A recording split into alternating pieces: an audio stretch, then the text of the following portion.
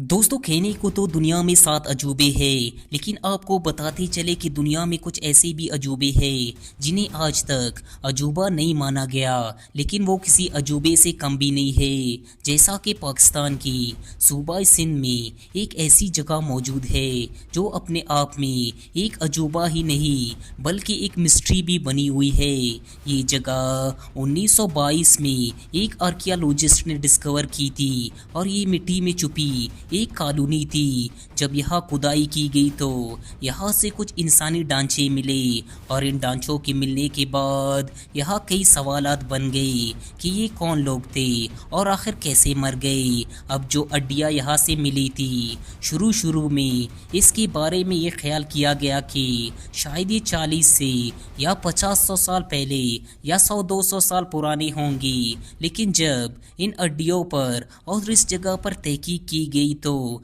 मालूम हुआ कि ये 100-200 साल नहीं बल्कि 4,500 साल पुरानी जगह है और ये ढांचे भी इतने ही पुराने हैं। ये बहुत हैरानी वाली बात थी। इसके बाद ये जगह पूरी दुनिया में मशहूर हो गई। दोस्तों, सबसे हैरानी वाली बात ये थी कि 4,500 साल पुरानी इस जगह का निज़ाम इतना परफेक्ट था कि किसी को यकीन ही नहीं आ रहा था कि ये इतनी पुरानी है। जैसा कि यहाँ पर पानी के बहाव के लिए नाले बड़े बेहतरीन अंदाज में बनाए गए थे और यहाँ के घर मजबूत ईंटों के ज़रिए बड़ी अच्छी तरतीब से बने हुए थे।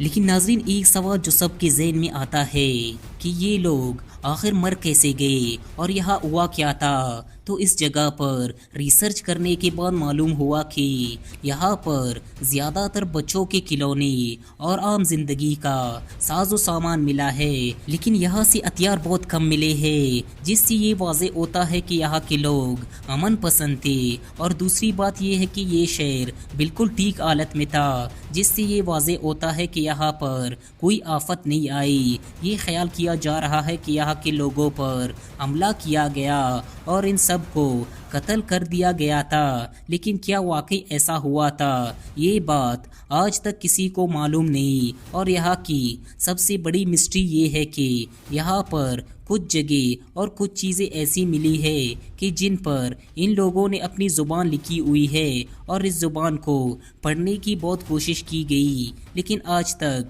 कोई इसे पढ़ नहीं सका। और कई बड़ी यूनिवर्सिटीज़ ने भी इस ज़ुबान को पढ़ने की कोशिश की, लेकिन किसी को भी इसकी समझ ना आ सकी। मोहनजोदड़ो से जो हड्डियाँ मिली है वो 4,500 साल पुरानी है।